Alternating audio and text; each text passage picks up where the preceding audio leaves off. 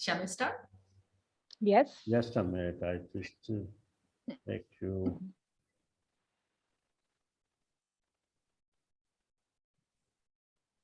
Right. Thank you, sir. Well, greetings everyone, and welcome to the International Virtual Conference on Museums, ICOM. My name is Meena Lama. I'm a member of ICOM Nepal and from Kathmandu, and moderator for this informal talk show. Thank you very much for finding time and joining with us. Today we have invited Dr. Nagwa Bakr from Egypt as our guest speaker. And to start the program today, it's Saturday, January 8th, 2022. And well, on behalf of ICOM Family Forum, I would like to extend my sincere apology to our guest speaker, Dr. Nagwa, as well as all the attendees, for the change in schedule. As our chief guest, she had some scheduled program. That's why she could not join with us. So our program has been rescheduled to 14th January, Friday, 2022. So I hope you all would join us during that program. Well, without further ado, I would like to welcome our guest speaker, Dr. Nagwa Bakr from Egypt. Welcome, ma'am. Thank you. Thank you for the introduction. Thank you for the invitation from you and from Mr. Muhammad. I know the complication for postpone the event for the next week. The time was very limited. I was outside of my home in a far city after the discussion of my PhD. It was very stressed time. So I decided to flee from Cairo as a capital, very crowded and noisy. I chose the last town in Egypt, Luxor, as a magic of land or land of magic. I think most of you follow this festival last month about the big festival between two temples in Luxor. So I went there for some days to have rest. I just arrived yesterday after 12 hours traveling by bus. So I am okay now, and I'm happy for postpone the lecture for the next week. Oh. I'm ready for everyone. And now not nervous. I started to feel I am between my family. So I'm ready for any question regarding women and regarding Egypt. If you have any questions regarding archaeology, prehistory in Egypt, as our colleague introduced herself, she is a specialist in the prehistory. Anything about Egypt or about my topic, I am ready. Thank you very much, ma'am. And of course, we have to congratulate you as Dr. Nagwa. She has recently completed her PhD. And for that, we would like to congratulate you, on behalf of all the ICOM Family Forum. Congratulations. Thank you. Thank you for all of you. So before we begin, I would like to, have a short introduction of Dr. Nagwa first. While introducing Dr. Nagwa, she is currently working as Community Exhibition Officer and is responsible for a women's program at Ministry of Tourism and Antiques. She holds 2 master's degrees, one in culture anthropology and one in museum studies. And she also holds a PhD degree now in museum studies and heritage. Her study was mainly concerned with women's heritage and their representation in museums. So most of our questions today might be involved with her PhD experiences and all. And well, she has also been working in the museum sectors for the past 19 years and still continuing with their work. And right. So yeah, that's the short introduction that I'm able to give about Nagwa ma'am. Well, besides this, we would like to know more about you personally. Like could you tell us about your hobbies? What kind of hobbies you have, as you have already finished your PhD and all? Yes, my best hobby is reading. I'm really interested in reading literature, especially Latin literature. I read most of Gabriel Marseille books. He is a very famous writer from Argentina, and he got a Nobel Prize. Also, I write like Arabic literature as my native language. Then music, and I like my cat. She is beside me. Oh. Coming to say hi. Hi. Say hi. Hello. Hello. What's her name? Zuzu. Zuzu. Zuzu. Wow. Yes. I Mhm. like plants. I'm caring about tiny plants in my apartment. And Mhm. my biggest hobby, and I feel enjoy once I left my town and started to discover the world around me, especially inside Egypt and outside.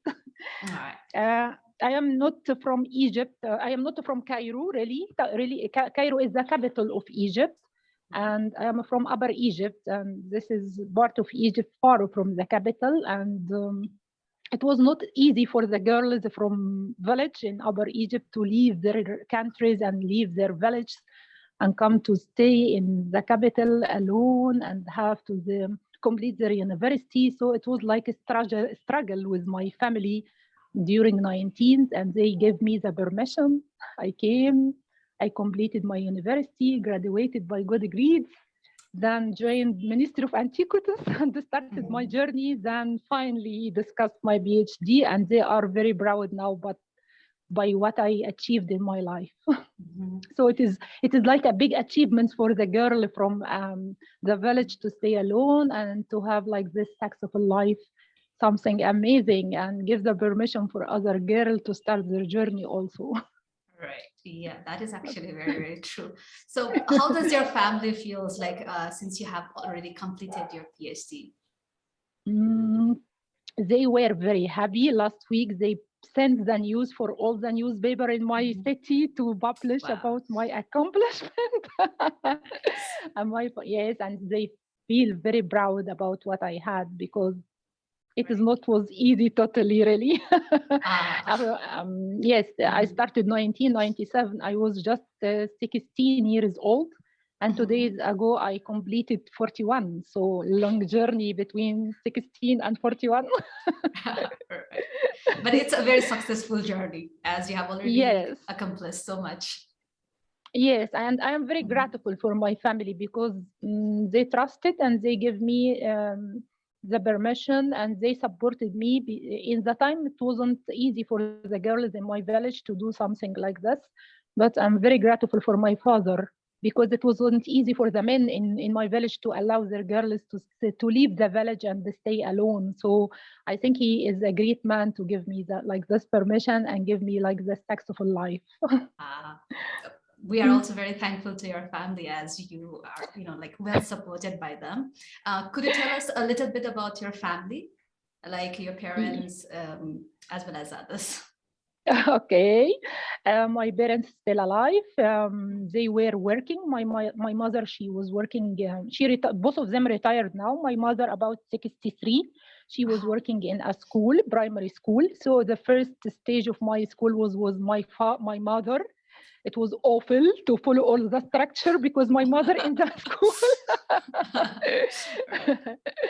My father was working in Telecom Egypt for communication, and he is retired.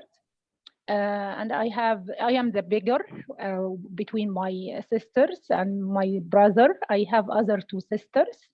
The second one after me, younger 2 years, and I have my brother. He is living with me after he finished his school in Upper Egypt. He came as I am the old and have experience in Cairo. We stay together now. And the youngest girl in the family, she is married, the only one married between us, and she has a young baby, a boy. His name is Yazid.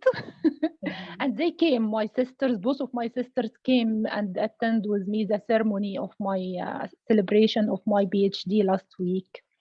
Oh, that's really That's interesting. all. All Yes. right. So how close you were with your siblings, like, with the studies and sports, all of these things? Yes, very close, especially as I mentioned, I am the older. And Mhm. really also grateful to my brother here in Cairo because he supported me. As you know, once you started to study and focus in your scientific life, not Mhm. all the time you are feeling easy and sometimes nervous to finish some research and some Mhm. tasks to finish. So most of the time I was nervous, and he all the time started to support and give me good quality of life. And especially before the discussion, I got a very bad case of corona. 2 months stayed in the home. So he supported me totally, cooked for me, brought the medicine, and give a big care, because it wasn't easy time for me before the discussion directly.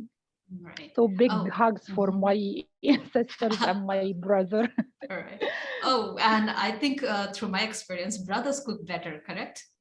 Yes. But as you know, I brought him up. Once he came to the life, was born, I was about 8 years, and he brought up with me. I feel that he is my son, not as my brother. Okay, that's But even he's better. taller. But he's taller now than me. Well, that is a very, painful spot, even for me. Being the oldest, I'm the, like regarding the height, I'm the shortest. So of course it feels a little bit, Yes. Anyway, I can understand your pain. Right. Yes. Right. So getting back to your, educational background, can you tell us a little bit more about your PhD, like the topics, as well as, like how, like what kind of challenges you actually had to face when, you were going through the PhD, and which university? That would be also fine. Yeah. Okay, I have been to two university, because mainly I am graduated from Faculty of Archaeology, Cairo University. Then we didn't have any section about museum studies in Egypt, but I worked in museums for more than 19 years, as I mentioned in the introduction. 2015, Helwan University, the second university in the arrangement of in Egypt in the level, they announced about the starting of the museum study program. So I preferred to join. In this time, I got my master's degree in cultural anthropology of African art. So I decided to improve my knowledge about museums, not just knowledge through work. So I decided to join the program. I joined 2015. And I started to think about women positions in a museum since this time. After I joined like a scholarship in Torino Museum in Italy, they have a program about Arab women who immigrated from North Africa and still stay in Italy in Turin, and they have the biggest museum about Egyptian collection. So I like the idea how to engage the women from Arab countries for the museum collection. I started to think about the same notion in Egypt. I decided to complete in this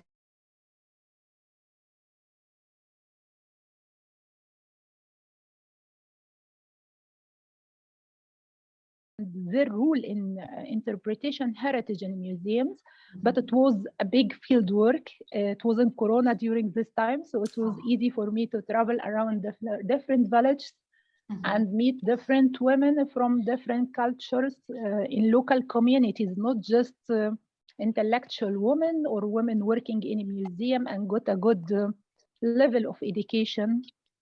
So I met women, I collected oral history, I collected objects from their traditional life. I asked them a question. They were part of my field work and the big part of my master's degree. Once I finished, I decided to complete the PhD in the same area, the same point about women. Especially, we have Egyptian Vision 2030 that the president announced that women should be part of sustainable development and should be part of Egypt Vision 2030. And in 2017, he announced it is the year of Egyptian women. So during this year, they gave me the file of women programs in the Ministry of Antiquities and Archaeology, as I got my master degree in women studies and heritage. So I insisted to complete in the same line to be like my issue for a woman, their heritage, their representation, their history in Egypt, and how to represent this history in a museum and heritage sites. That's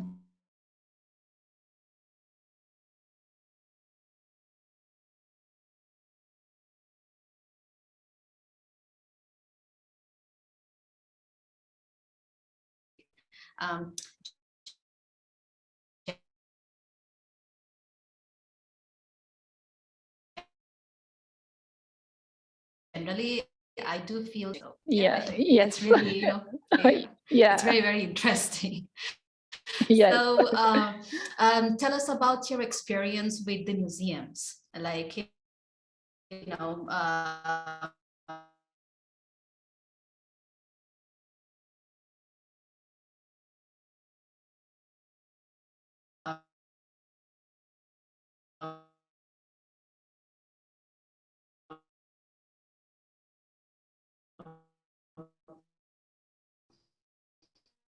well, you have been working with the museum. Archaeologist history section after my graduation. I got diploma in the prehistory of Egypt. Then I heard about the prehistory section in Egypt.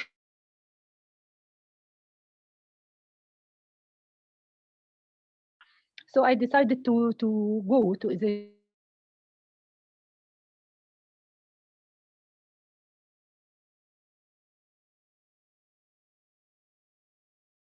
don't have really the job description. What is the responsibility for the people working in a museum? Because we don't have vision, mission, we don't have any description about the people working inside the museum. And most of the people thinking that we are like a guide tour, not as museologists. So most of the people think that they go to the museum and we have to guide them, and this is not our job, sure.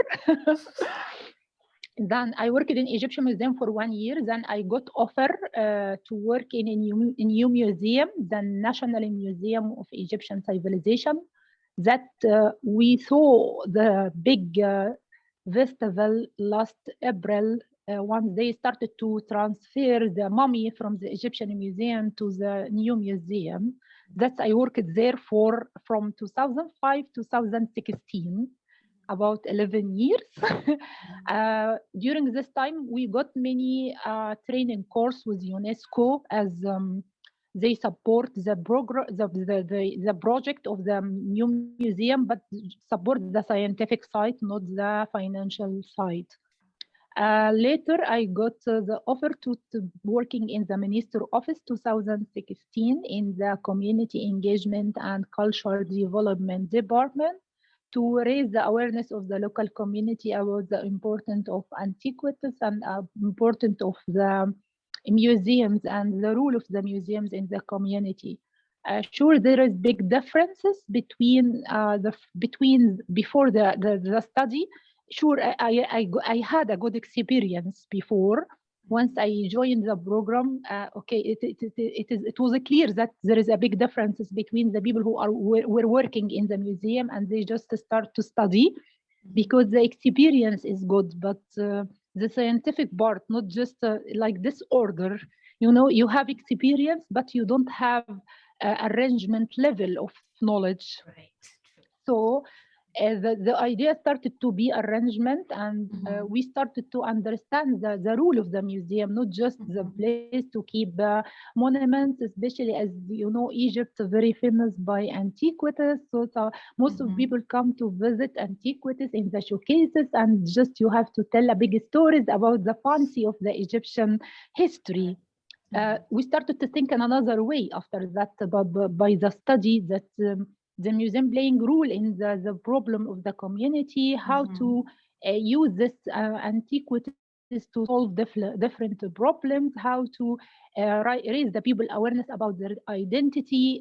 Museum not just a place for the tourists, because we dealt with this idea for a long time in Egypt. We built up museum just for welcome tourists, and we not care about local community because it is no money coming from these people.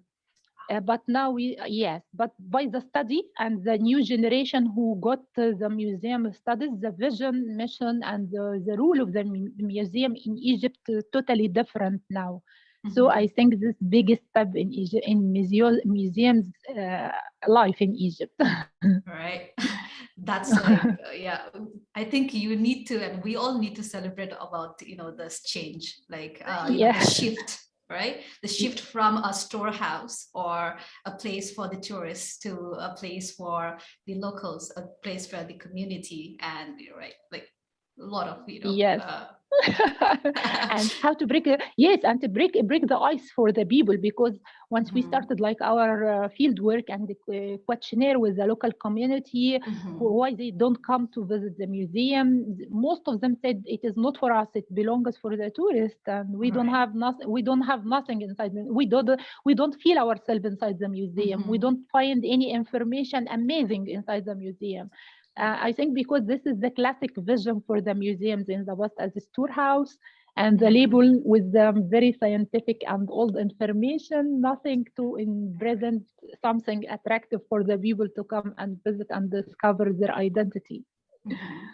Well, like a lot of people actually know Egypt as the, like a very popular site for archaeology, discoveries and all. And as you are from the archaeological, sector, as well as the museological sector, I'm pretty sure that whenever you see around Egypt, you generally see all these artifacts, right? Yes. All right. So, share with us, besides the archaeological and museological point of view, how do you see Egypt as, regarding the sceneries and people, culture, all of these, how do you see Egypt?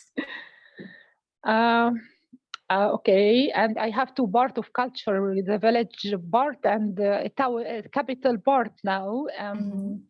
I like the people in Egypt because the hospitality is very high. I like they welcome the stranger, and this is what helped me during my field work, because I traveled around different towns far from my city. I worked with the people. I haven't met them before, but I found big hospitality. They opened their houses, welcomed me for dinner and lunch, and gave me gifts. And they were, yes, they were very open, and they can help you in the street once, because as you look like strange for them, for their culture. Once you feel that you need any help, they started to ask you, we can help you, what you need. So I like this part in, yes. I like this part in Egyptian culture. I like women in Upper Egypt as a part of my identity. They are very strong, and this is not new, because once I study the history, I know most of the queens came from Upper Egypt as my ancestors. I like Egyptian food. We have a diversity between different areas in Egypt. And sometimes I feel like a shock because of the genes of the Egyptians. They keep the genes in the valley, but once you start to go to the desert, you start to feel like mixed culture. People from North Africa, people from South Egypt, people from desert. So you can, one person give you feeling that you are speaking with a museum, not a person, because different culture in one person. Right. And a lot of stories. Yes. Yes, and the tongue itself, you can hear different words, and the pronunciation like mixed language, not Egyptian language. So it is a mazigh, like from North Africa, and like from Upper Egypt, and other from Bedouin people from the desert. So wow, amazing. Where are you from? Tell me about your journey, because it make me imagine about the journey of their genes from where they came and stay and get married, and all of this composition of the personality. Really amazing. All right. It does sound very interesting, because whenever, we talk about Egypt, it's more about like the pyramids of the Egypt. And then, yes, like I already, shared with you about the archaeological site. And well, there were also these thoughts like, the majority of people in Egypt are, graduated from archaeology. So there were like talks like this. Is that true? Yes. Wow. As you know, this is like the slogan for Egypt: antiquities and pyramids, big monuments. But really, Egypt amazing, and you can discover many new things to do in Egypt. And every town has different tests maybe two towns beside each other, but every one of them has its own favorite and its own taste and its own culture.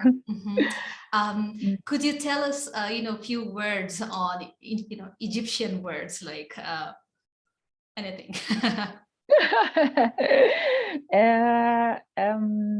Egyptian words like aywa, mean yes. Aywa. Aywa. Aywa. Aywa. Yes. Okay. Yalla yalla. Yalla yalla yalla. Yalla yalla. Yeah, let's start. Yalla yalla. Beautiful words. Yes, easy words they're comparing because we have, as you know, we have a classic Arabic. It is not easy even for the Egyptian. Once I want to start to speak a classic Arabic, I have to join special lessons to understand and to speak in formal Arabic. And all the Arab countries speak Arabic, but every country has its own tongue in pronunciation. But the Egyptian tongue, it's completely different comparing by other countries. And our tongue and our delika, snow delika, yes, spread in all North Africa because we have the oldest cinema in Egypt, in Arab countries. We started 100 years ago. And as you know, the cinema is a big cultural institute that every country introduced Egyptian film, movies for their audience. So all the people in North Africa, like Morocco, Algeria, and all of these cities, and Syria, Palestine, they can understand us once we start to speaking, but for us, it is very difficult to understand them because the cinema impacted the culture of Egyptian culture and helped to spread in different countries. So it is, yes, we, so they say like it is like indulgent language for the Egyptian. Aywa, la'a, yalla, yalla. Sounds very beautiful. So, tell us, like, well, you are from archaeological background and the museologist. So if you were not an archaeologist or a museologist, what would you have been? Painter. Yes. Or working in decor because I like to organize and making flowers and organize with antiques. It's still the same area like antiquities and the museum. But the field of a museum, it was my first dream. Once I was a child, I was about 10 years old. It was my first dream, yes. This is very interesting. Yeah. People generally dream for being actors, actresses, singers, or like celebrities, right? Doctors, but museologists, that's interesting. Yes, I brought up in Upper Egypt, and this is surrounded by big temples and monuments. And the first time I went in a journey with my school in trip to visit a big temple in a city beside my home. And after the visit evening, I came to the home. I told my mother, I will study this history, my mother. I was about 10, 11, around this age. And it was in my mind. Once in secondary school, it was my big dream, archaeology. Wow. So, and congratulations, you actually succeeded, you see. Yes. Well, most of my questions are already done. So I would like to open the platform for all our attendees today and, request them for the interaction with you. And before we do that, I would like to introduce you with our, attendees from the Family Forum. So, well, we have Momita Dar. So she is assistant curator in the National Museum, New Delhi. She's from India and she is part of ICOM India. So Momita, you can turn on your camera so that, oh, it's on, right? So that everybody can see you. Next, we have Ozma Bhatti. She is an artist and she is from Pakistan. And she belongs to ICOM Pakistan. We have Shabnam. So she is previously from Pakistan.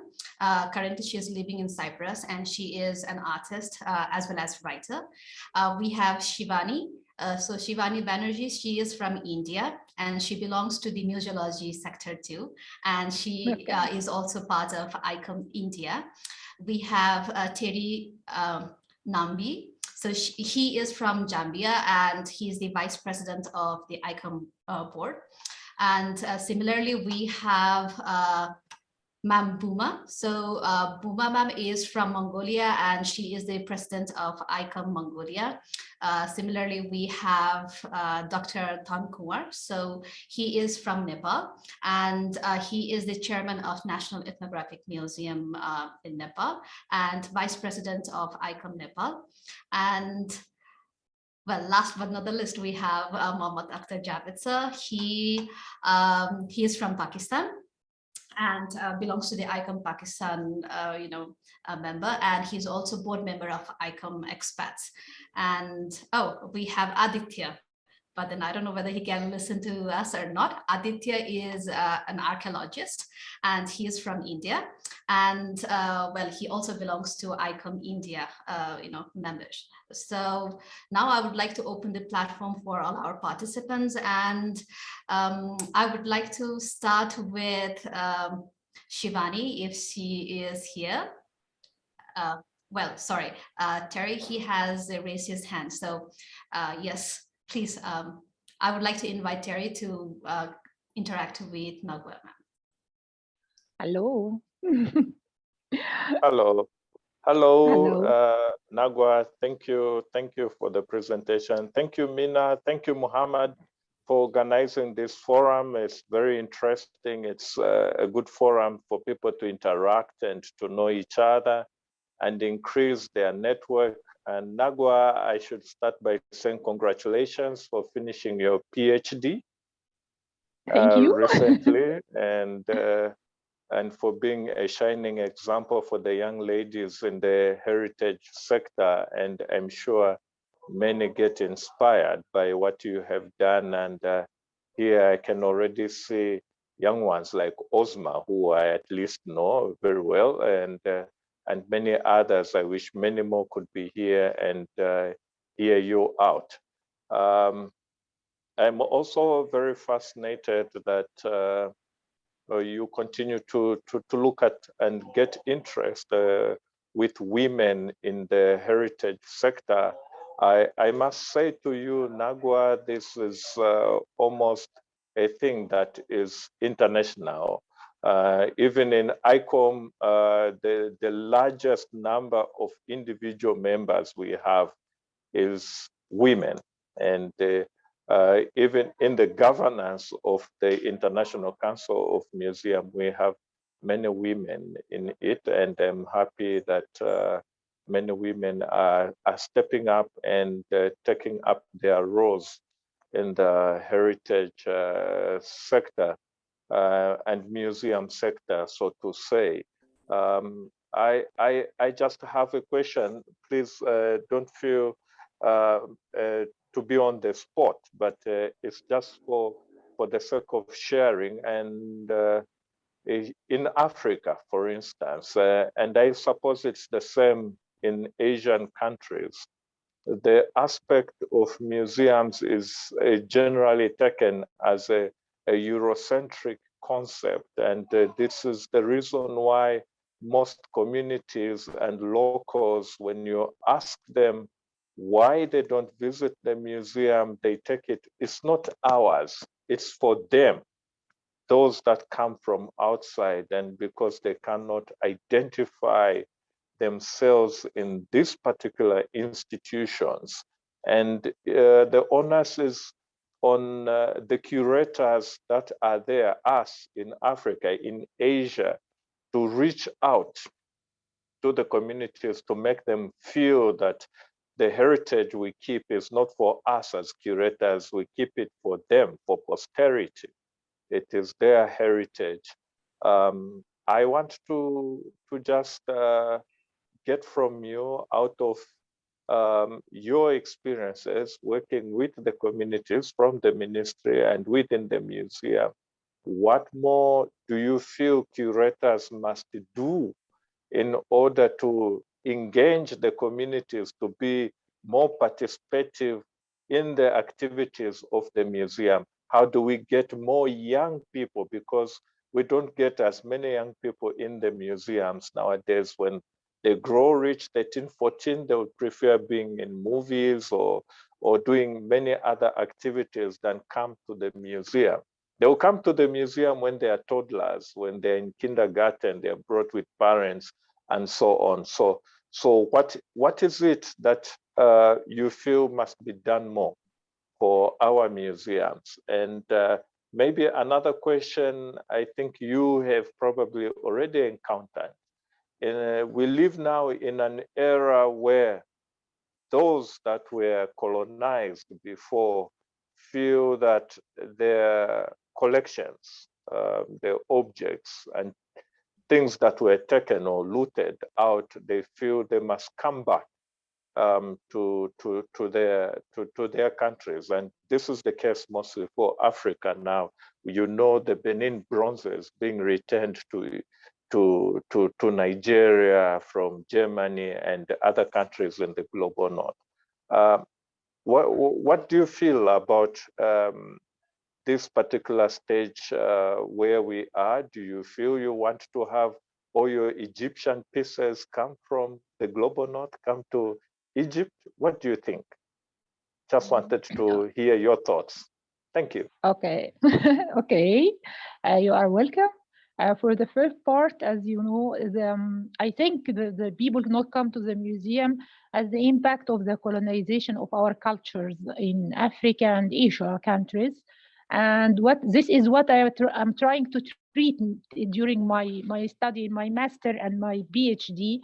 As you know, this vision for the culture under the colonization. So they just mainly focus in the museum scenario last century to just for the hierarchy and the famous people like kings, queens, and they don't care about, they didn't care about the community, they didn't care about the ordinary people who are sharing in the investment of the culture and the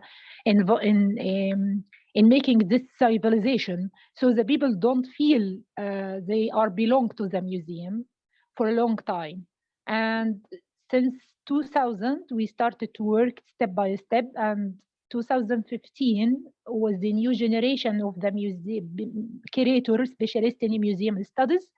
We started to put different programs for the museums in Egypt, not just for mainly focus about local community. We started to forget, because this is not our responsibility. We have a sector for tourists to work with tourists.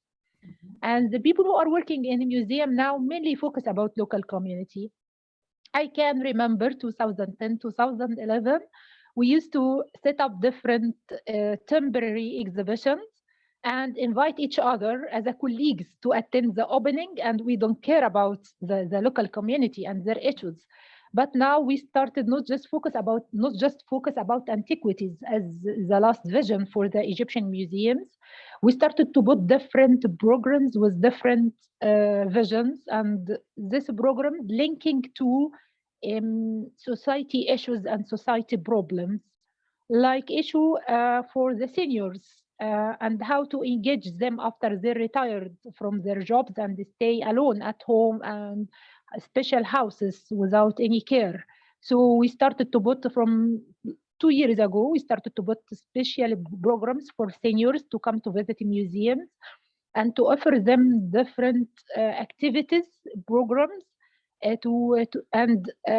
also to help them to tell their oral history, which means they still have like a value in the society. You are not just a big man and you should stay at home, nothing useful from all of you, but we start to care about them. This encourages people to come again to the museum and asking for different programs, activity, and they started to offer different ideas how to engage in the museum and how to help us as a volunteer to guide tour for the children, as a volunteer, as artists to make different artwork, as a volunteer in our program to present different lectures about their memories and about their oral history, about their cities, about their heritage, own heritage. And this big step, which can achieve a good score for the Egyptian museums last 2 years. For special needs, we started 2017 to care about the accessibility for both physical and culture. The old style of the Egyptian museum, we don't have a good accessibility for the people with wheelchair or people with deaf or they cannot see. So we started to offer all of this service inside the museum that encourage all of these segments of the community to come and to feel themselves inside the museum after different devices, after technology, after accessibility, after we offer for them different programs to feel themselves. For the university, yes, as you mentioned, the young generation, they don't care about the museum. They prefer to go to the cinema and enjoy clubs and eating in fast food restaurant, and the museum is boring for them. We started to cooperate between the young generation in the university under a program called University Programs. We started to listen for their problems, what they need to achieve, what they wanted to say inside the museum. And also they became part as a volunteers of our work. So they encouraged to start different lectures and they present themselves through the museum and they can give different ideas about the development of the museum. For women, for a long time, in this part of my responsibility in my work and my study, we neglected women, especially local women. And we have a big history and oral history, traditional, and by the globalization and the impact of the media, all of this tradition started to eliminate it from the society because all the people want to follow the modernization and the style of modern life. So we started to care about old women who start keep the memory of the traditional life, start to record their traditional life, record their memory, record their history. Women who are working in crafts, we started to organize special programs for them to improve their knowledge about crafts and to inspire their art from museum objects and elements from the Egyptian history. Then we start to like market for their work inside the museum. So it is part of economy for these women who don't have any one to support financially. So museum offers for them part of financial once they start to market their work inside the museum galleries or museum stores. This is different programs. I can't say it is completely successful. We just start 7 years ago. We are struggling with the young generation to change their mind. But the good step that my colleagues, not only me or my department, my colleagues, not also in the capital, as we know in Arab countries and Africa, just focus about centralization and big cities and forget small cities and the village.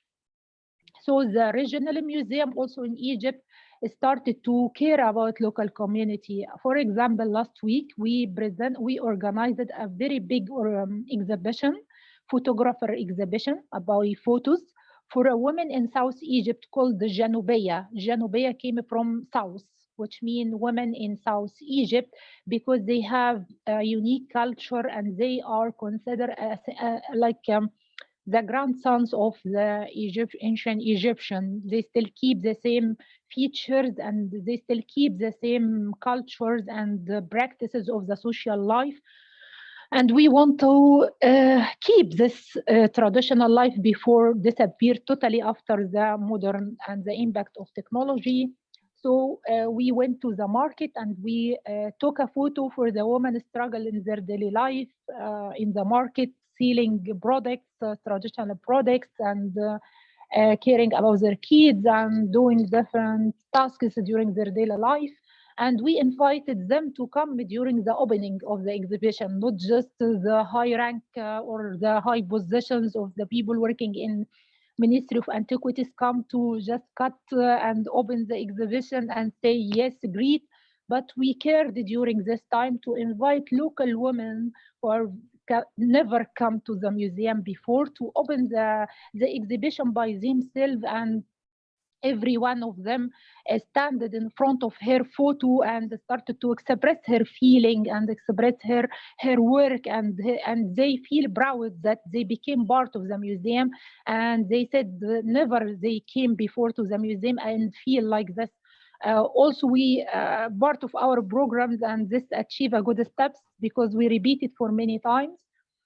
People feel that the objects inside the museum belong for the high rank people, not for the local community. So we organized a series of exhibitions called My Possessions as My Identity, and we asked people to bring their own object, very precious object for them, belong to them for them personally or for their family or anything very precious personally for them, and come to the museum by this object and tell us the story.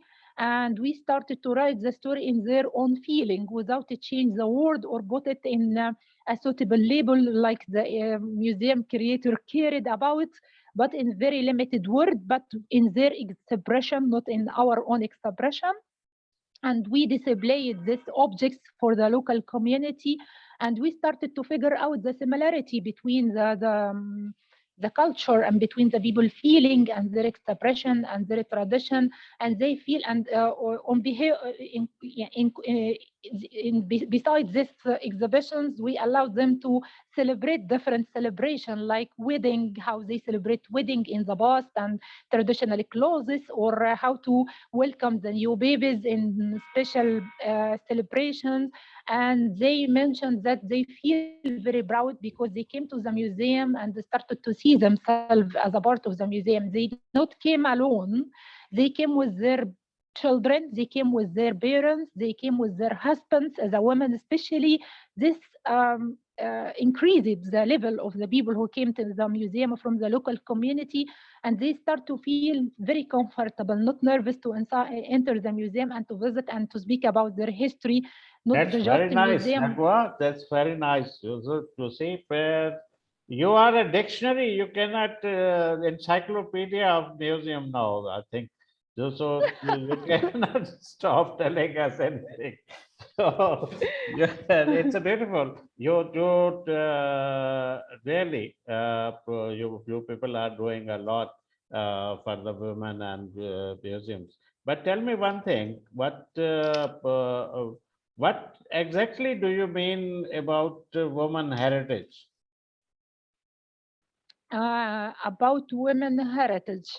As you know, there is, I can't say women heritage because men have heritage. Men have heritage, so, and I don't like that. Just you see, your topic is representation of women heritage in the museums, isn't it? Because, yes, because there are some fields for women especially, like feeding baby and bring up children in That's great. in the family, and in the family caring about old people, bring up their daughter, give the advices for the marriage.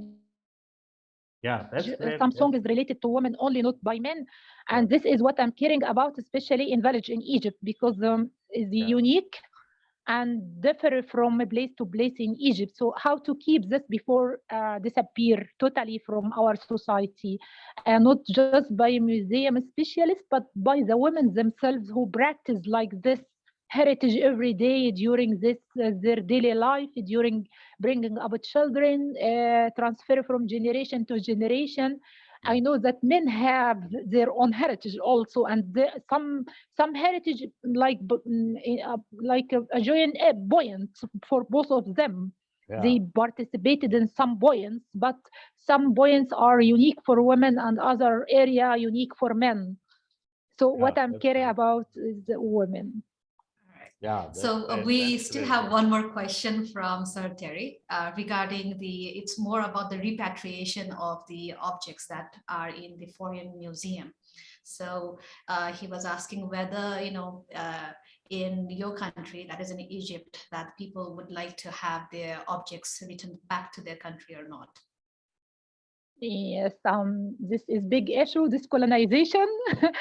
and this issue started to discuss by international museum, and this was like a question for me. I was in the British Museum in front of the biggest stone for Rosetta Stone, the biggest and the most famous, and they told me, "Wow, won't you you wanna to one day to find the Rosetta Stone in your museum in Egypt?"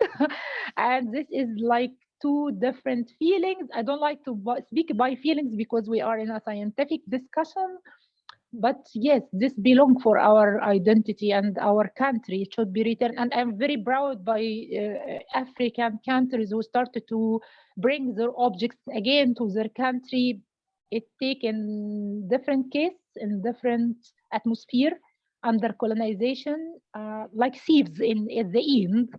But the good side for the objects outside the countries, that this like British Museum or Louvre or other museums, they are care about the objects. They are presented in a good way.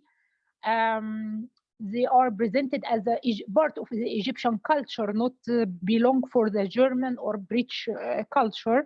So this is the bright side of the object inside this museum. But I'm thinking about another way. We should take like part of the income, because this is our culture, and I think it help in increase income of this museum. So I think Egypt should, at least if we couldn't return our object again to our countries, it should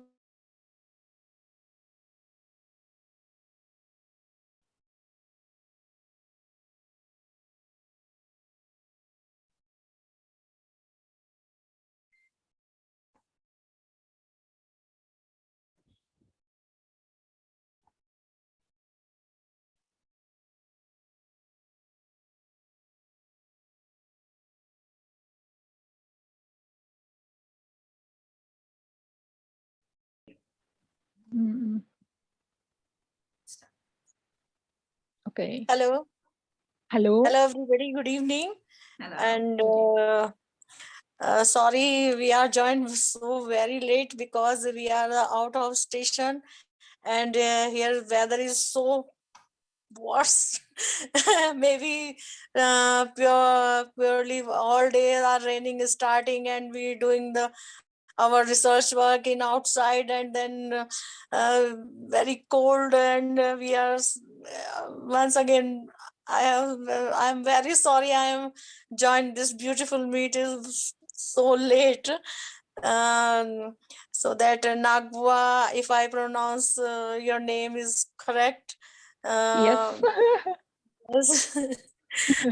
Very beautiful meet, and as I attend your meet, very informative, and very beautiful information about museology, and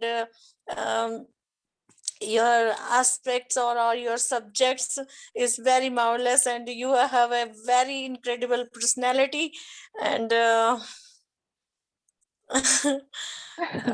thank you so much. Do you have any question for ma'am? Do you have any Sorry, question for ma'am? sorry, dear Meena. Today I It's have okay. no question because Oh, I it's am okay. very tired. Thank you. Thank you very much for attending, right. Thank you so much. So let me invite Dr. Tan from Nepal to interact with Dr. Nagwa. So if you have any questions, please. Thank you, Minaji. Good evening, everybody. Actually, I don't have any questions, just curiosity only. She has a very good experience about the people and museum of Egypt and abroad too, and from Rome to Italy to and Arabian world also. So actually, what she had done PhD in archaeology, in being a museologist. She has done her PhD in archaeology. So, what was the real finding in your PhD about the real finding? Real finding. What did you find? Yeah. What I find. Yeah. Okay. One question. Okay. One question. Just want to know. Okay. We have heard that the Arab world is very conservative in the women's field. I don't know about that, more about that. But mostly than Asian and European people, the Arabian country seems people say that they are in a conservative society. So it is very difficult to them to go abroad or like that in field. But you have gone in many places or villages or like that in other country also. You have a good experience about that also. So how difficult is to find the women in your country or in like that field? So one more, just support, just I'm adding on this connection. Just have you been to Boston Museum or in British Museum, London? Just I want to know. If you have been, you can see very big, many sculptures and many museum tools are things are over there in British Museum, and in Boston also mummy and other things can found. So because being an archaeologist or museologist, so how do you explain about that? In short, just to know only in your experience. So let me mediate a little bit about this. Nagwa ma'am, if the first question, you can keep it for the next, presentation if you wish, because you do have, like a second presentation that will be on the 14th January. So if you are interested to answer now, you can answer, but then, yeah, you can also hold it for the next session. Yeah. Okay. Back to you, ma'am. Okay, no problem. Okay, for the finding or the conclusion or the the conclusion of my work, I prefer to tell the next Friday because it is a long journey. But what I wanted to say at the end, all my hypotheses of the research are confirmed about the limited of the Egyptian woman representation in the Egyptian Museum. The Egyptian Museum not care about presenting Egyptian women heritage through temporary or permanent exhibition. We still keep present women in specific topics like queens, like famous women, but we are not care about local women. This is my main findings, and more explanation will be next week, inshallah. There are for two other questions. Remind me, please. Yeah, please answer the other two questions. Thank you for welcome. For your nice. It's good to, because last time just before you have explained many aspects of museology and archaeology, so I don't have to ask more than that. Thank you very much. Yeah. So his second question was related with your country's society about the like whether it is conservative to the women or not.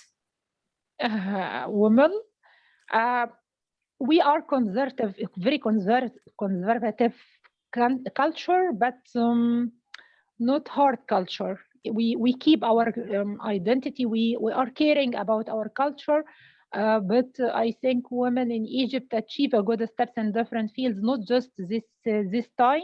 I think Egyptian women this time achieve many progress in law and many successful steps, and most of women working in the archaeological and museological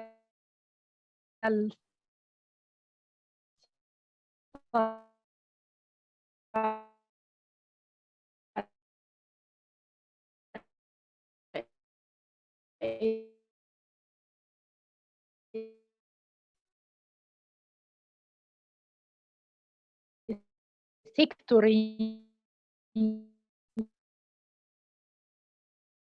Egypt, managers and head of the country, and they achieve a good steps day by day. There are still some problems in far places in local communities, but most of the girls join the schools, and not difficult for us for a girl to have the permission to travel. And me as a big example from a local community and village. And the first time I traveled outside Egypt, I was about 26 years old. And once I got my scholarship, my father never discussed the issue, never said something about my traveling outside. Not just me, I have many colleagues who are traveling and joining conferences and got scholarships to study, and they stay outside Egypt and with hijab, not just the girls without veil. Also girls with hijab have a good life. But yes, as any society, there is some dark sides, but not big, like comparing by other societies or Arab countries. I think Egyptian women have a good position in the society. Thank you very much, ma'am. Thank you. Thank you. Right. So before taking the third question of Tansa, we actually have a very similar question. That's why I'm interrupting you. So we have a question from Momitathar. Her question is to Dr. Nagwa herself, and she is asking, do you think society is ready to accept woman history from feminist point of view when most of the society is patriarchal in nature? Let me repeat the question. Should I repeat the question? Yeah. Okay. So do you think society is ready to accept woman history from feminist point of view when most of the society is patriarchal in nature? Okay, this is what I am caring about in my study, not just focusing about feminist pioneers. I am caring about women who not have a history or no one wrote about them, because feminists and pioneers already the history recorded their movements, and many journalists and books published about their movements and about their struggle to achieve a good steps in life. But what I'm caring about is local women who no one caring about women, no one caring about their history. They are not pioneer in the vision of the society, but they are pioneer in their community and their heritage.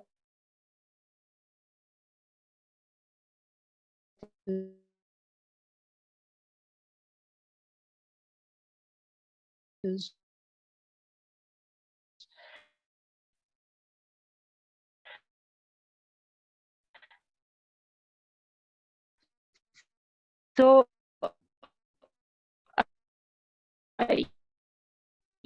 just not just this women, there are hidden stories we need to focus on, and need our new generation to know about ordinary women from ordinary life and local community and village participated in making history, and we should shed light on this history, not just women from towns or city or capitals or feminist pioneers.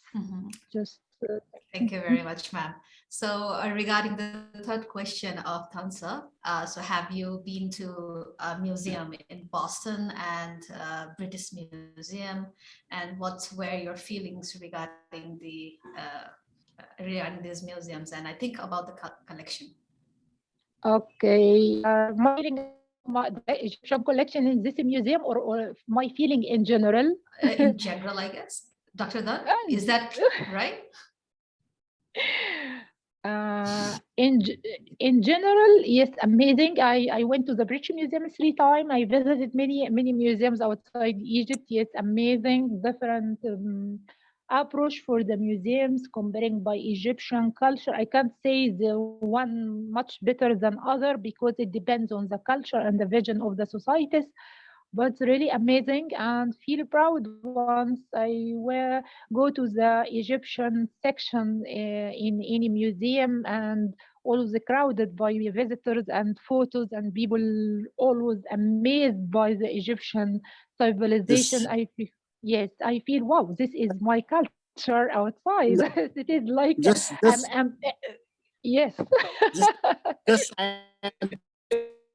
Just no, not even sculptures. Just there are a lot of sculptures. This question, especially here in Egypt, there are a lot of sculptures, are big, very big, and a lot of stone images are over there. So, just how did you feel about that? Just only that. Not your museum, not about the museum. Yes, sure. Like very proud. Yeah, my ancestors and my grandfathers. Oh, I am belonging to this civilization, and I always feel proud because I am totally like Egyptian, ancient Egyptian features. We say that people in Upper Egypt not mixed with different people came to Egypt from different countries through the history, as people in Upper Egypt caring about get married from the same family for a long time through the history. So most of the time I feel very proud because once looking for the features of the girl on the temples and ancient Egyptian tombs and feel they are my grandmothers. I still have the same skin color and the same features. Wow, I am I am a queen. Actually, not my question like that. Just I was asking that many sculptures has taken in a colonial time. British has taken to London, right? But when you see right now over there, how do you feel that? Just my question is like that. Not more than that. Yeah, yes, sure. Both feelings. Proud by my collection as ambassador outside Egypt, and no, I want my collection. This is my treasures, my family treasures, or my ancestral treasures should be my country, not outside my country. So both of them, yes, like proud, but in the same time, no, I want them to come back to my country. Yeah, exactly.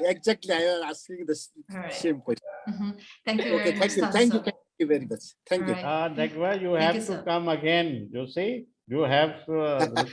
People are very interested to ask you many things about Egypt and museums and all these things. So you have to come again and informal okay. talk. Okay. Yeah. Also, I would like to, inform all the attendees here that Sir Terry, he is short with his time, so he will be leaving us. And well, I would like to extend, our gratitude to Sir Terry for being with us and, interacting with our guest speaker, and hope to see you again in future. Right. Thank you. Thank you. It was a pleasure. Thank you so much. So next we will be taking question from, artist Ozma. Yes, please feel free to interact with Dr. Nagwa. Hello, Dr. Nagwa. And hello. First of all, I ask you your name as meaning in English, Nagwa. Yeah. My name is meaning whisper between two lovers.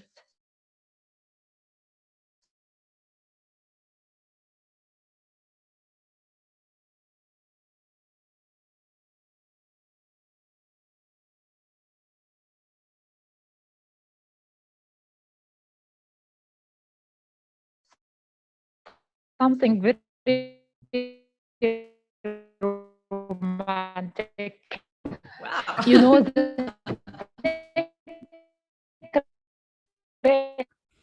yes, my favorite object in the British Museum, it is belong to the prehistory time for a woman in very small statues for a woman, like a motherhood statues that is spread during the prehistory all over the world. But this object is very unique because was discovered in a village very close to my village in Upper Egypt. So I feel proud that the first a piece of art in Egyptian history discovered very close to my city, but unfortunately it is in the British Museum, not in Egyptian Museum in Egypt. This is my favorite one.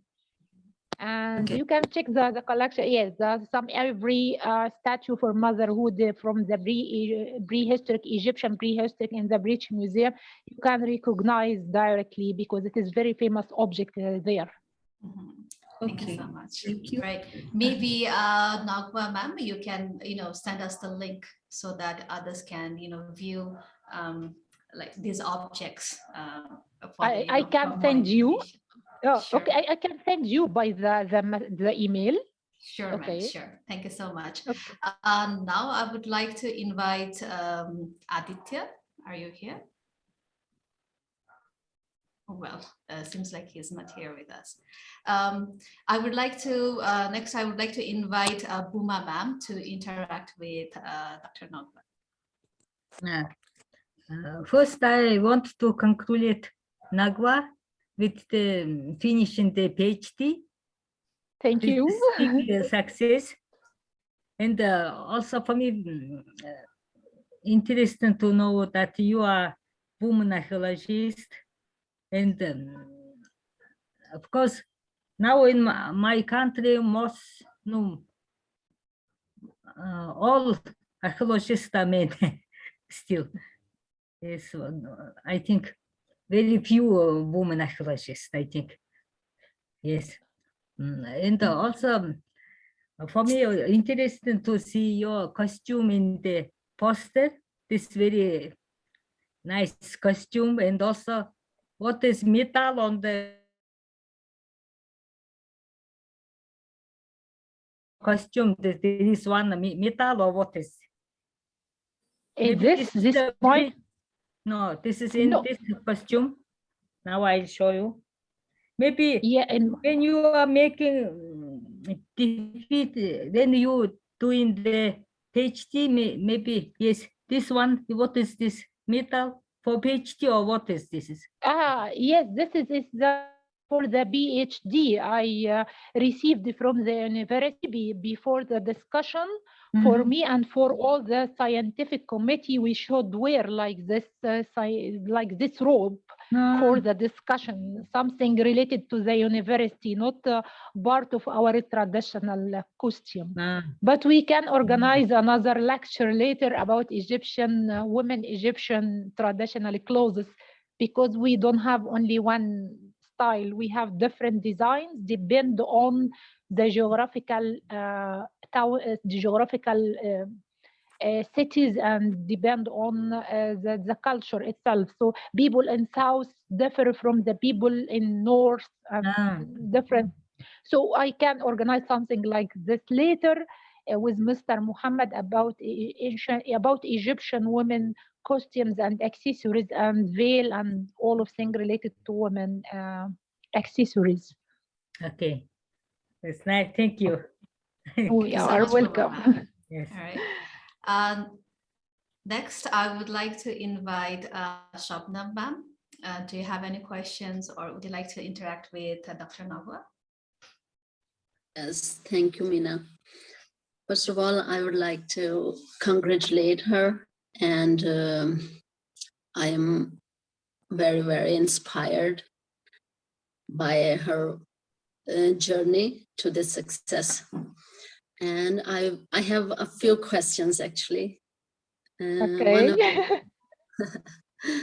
I would like to know if there were any hurdles that you had to overcome to reach this point of success.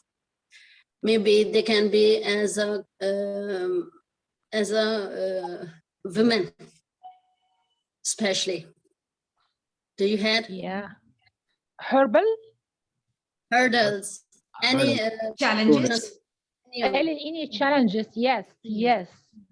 Yes, sure. No journey without challenges. I think challenges is the power. Anything need power to move on, and without challenges, we don't have to move on. So many challenges, like from the beginning as a young girl from a village and wanted to achieve a successful life, and to say, yes, girl can do it. It is not difficult for the girl to be independent and to work. And all the society during this time fight the girl, except the father and the mother. And this is a challenge, and leaving my town and my home and stay alone in a big capital city and different cultures and people not like the people in my village. Another challenge to adapt with the new culture and In the same time, I was caring about keeping my tradition, keeping my culture, own culture, and in the same time, how to in parallel with the new culture and how to respect the differences in the same time. I shouldn't be like the new culture, but I should to respect the new culture and to take the positive side and to improve my personality, how to deal with the new people without my family, and not all the people good, how to deal with these people.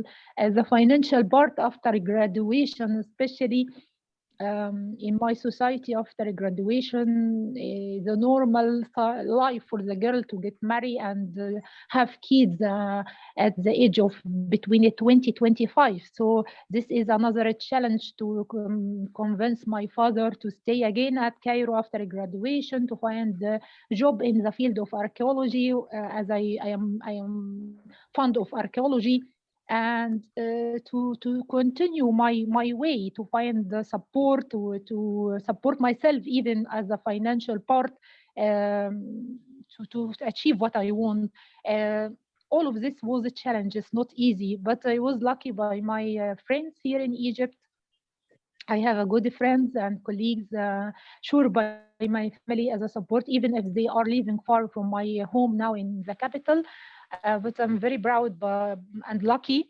Sometimes people are lucky in their relationship, and this is what I am lucky in.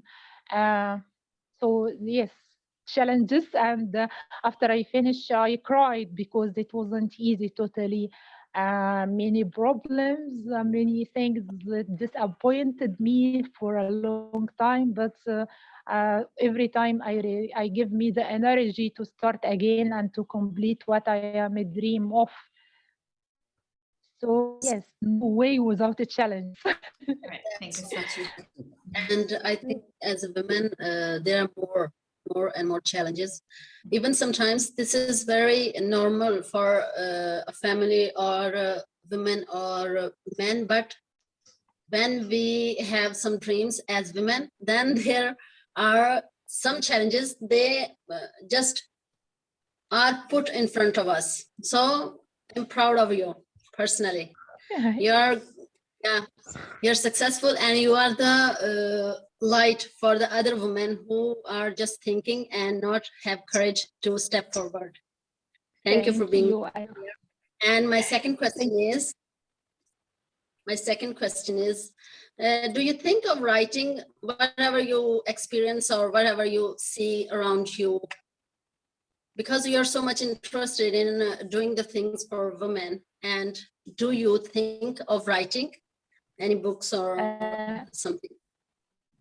Yes, this is what I'm planning of now, because you know, I am writing my diary, and as my friend always told me that tell me that I am perfect in expression and thoughts, like short stories and about thoughts and poem, nice words. So this is what I'm looking for now after take a breath, after PhD, and what I'm planning for the next year is that my own books. Yes. So some colleagues encouraged to write about my biography as inspiring a story for the girls and the journey of my life. Still shy to write something like this. However, we have a page called Women of Egypt, publish a unique stories about women in Egypt and their journey to achieve a successful life. And they published for my story 3 years ago. And they are preparing now to publish the part of my accomplishment of my PhD during this week, but like short stories, not long story. But your question is okay. You reminded by my colleagues' encouragement about to start to write something about my life and about my journey with women and heritage in general. Thank you. I think you have a lot of stuff for women to write. You can write easily everything. Yes. So you can try. Yes, I will try, promise. Thank you so much.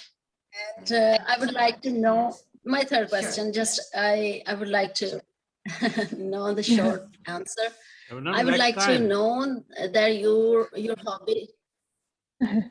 Just a short question.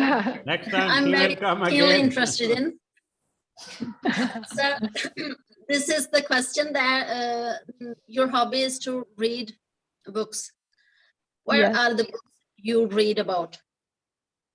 As I told before that literature, especially Latin literature, I read most of the Latin literature. It is amazing, and Arabic literature.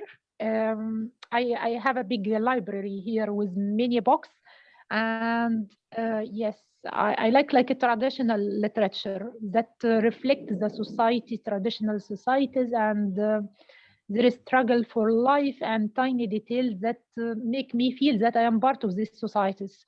So traditional, like Latin literature is amazing, especially some of them got Nobel Prize. And really they presented a good literature for the world. And I'm lucky that we have some Egyptian translated these books to Arabic that allow me to read a lot about other culture, and this is helping me in traveling to accept other culture and to understand people and to communicate easily, because already I travel through books in other people culture and life. Right. Yeah. Thank you so very much. Right. Thank you so much, ma'am. Now I would like to invite Javed sir and wrap up the question and answer session. So with his questions, we will be wrapping up the whole question and answering sessions. So Javed sir, please. Thank you very much indeed. And I'm happy because Nagwa accepted our offer for joining us in firstly in the seminar program, and then secondly, by accidentally we came into this session too. So this is an informal talk show. So she was not understanding. I remember when I first offered her, I offered her a talk show. So she was not accepting it mentally. So she said, "What? I don't know what is that. What I have to read the paper." You see. So then then I thought that she should be given a seminar. So that's the first time I have started this seminar program from you. So see, this is what we are doing. You must have up till now find out that we in fact want our ICOM family to be more familiar, and few promising people. Those can become a ICOM member, and those are thinking to join the museum professions and all these things. So we want them to interact with each other, right? So they normally what happened, they read, there is cited the paper, and then they said, oh, it's interesting, I need this paper. So they will send an email that I need this copy of this paper and all these things. So relation is up to that. So when there is a conference when they come and they can meet for a few seconds or hours, and then they separate. So there was a need that we have some kind of things that could gathered us at one place and watch our interest too, and listen to us too, you see. So I never restricted that the only PhD with the 4 years or 5 years experience can then they can join a seminar, otherwise the juniors will not do. No, where in this area you can see that most of the younger people here, except me and Dr. Dhan. So Bhuma is also a young, you said, I can't say.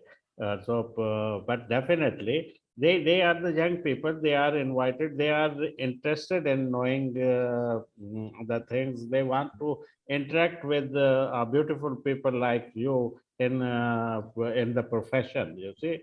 So so this is my job, is only that I should say, please join us, please join us, give us some lecture or seminar, or come to our informal show. So this is my job is that. But in fact, the actual job is there. They have to learn from you people who join this forum and give something, disseminate the knowledge to others. So they have to learn. So they're making a questions, fine. As far as they are asking something, I'm happy. Whether they are asking about your dress color, so why it is red, why it is red, why your dress color is white, why it is red, why not blue? White or red? Well, yeah, white. because this is the White. this can kind of questions can be asked. Those is no restriction. Yes, yes. The first my thing, favorite is why. yeah, the main essence in behind that is that you remember you came here and first time she asked you, Meena Lama, are you nervous? You said little bit. So now at the end of this meeting, I ask you, are you nervous? No. No, that's great. Yes, so this really is, no. You see, this is the success. So, so these questions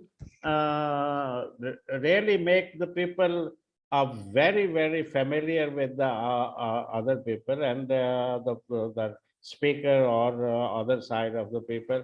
So they do not feel any you see nervousness and shyness to asking the things. So this is also good, but I must congratulate you that your PhD degree will definitely be benefited by you or also by several colleagues. So when you interact with them and you will share the knowledge, so they will.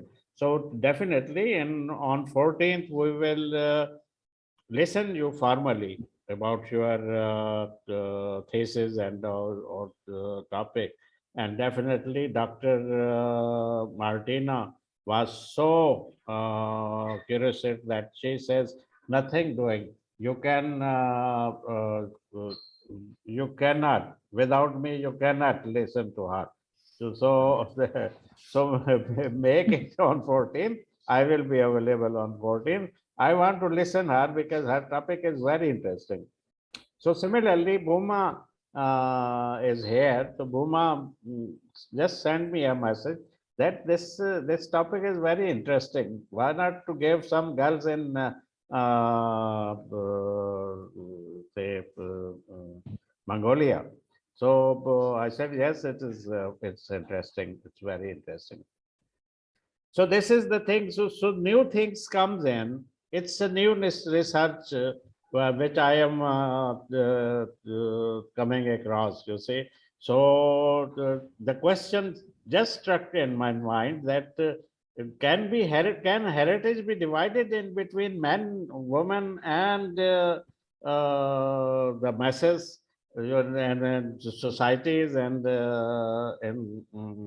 in the civilization. So you brought this answer that yes, it can be, because woman has some assets. They have done a very good job. You see, there is the first library in the world. First library in the world was established by a woman. Yes. Yeah. And you must be knowing it, where it was established. The first library in the world is established by women?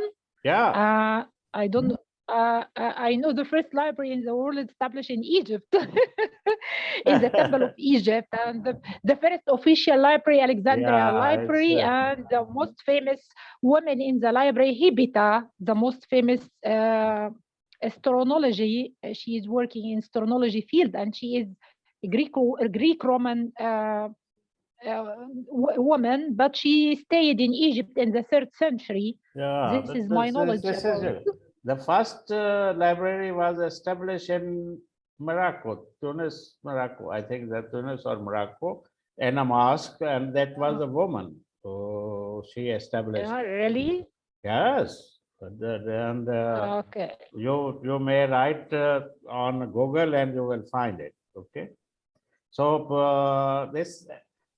so then I realized it that I have read this news, and Nagwa is doing research on that woman heritage. So I thought, why not to ask Nagwa a specific definition of that woman heritage, about the woman heritage.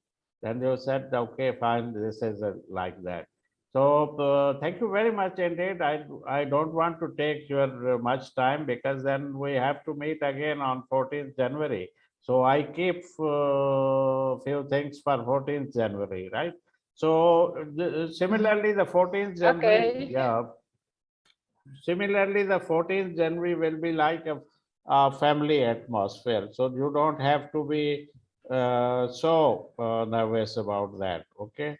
So Dr. Martina is a very good woman, Joseph, but this Meena knows her. Meena knows her because she was, Meena was presenting a paper, and then she was the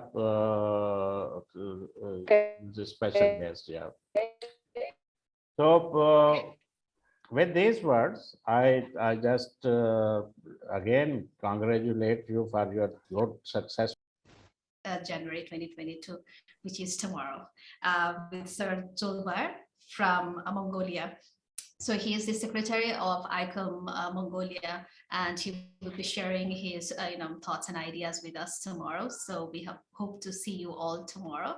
And also today's club seminar virtual research sharing room is rescheduled for Friday, January 14th, 2022. And we hope to see you all. Hope that you can actually have more interactions with Nagwa. Sorry to interrupt you. Are you sure that tomorrow Zolbiar will come? Well, sir. Has he confirmed you? I haven't actually. Well, he hasn't, but then it has been scheduled for tomorrow. So. Yeah, because he did not communicate with me, and I didn't generated it. That the invitation so it's a very small time left. So if he communicated with you, then I can generate this invitation.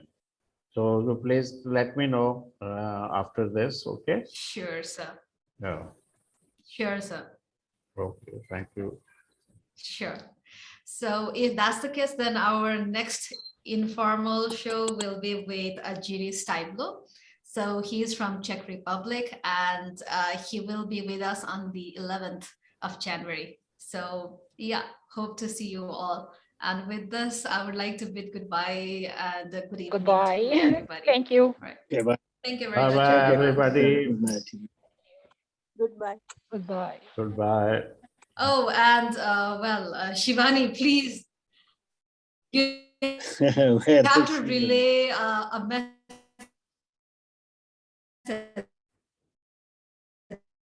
in the next session with Nagwa, because I have already introduced her. She has the background of archaeology. All right. Good night. So yeah, I hope that Aditya could interact with Nagwa, ma'am. Sure, sir. Yeah. All right. Thank you very much, everybody, and good night. Bye bye. Goodbye. Bye. Good night. Bye.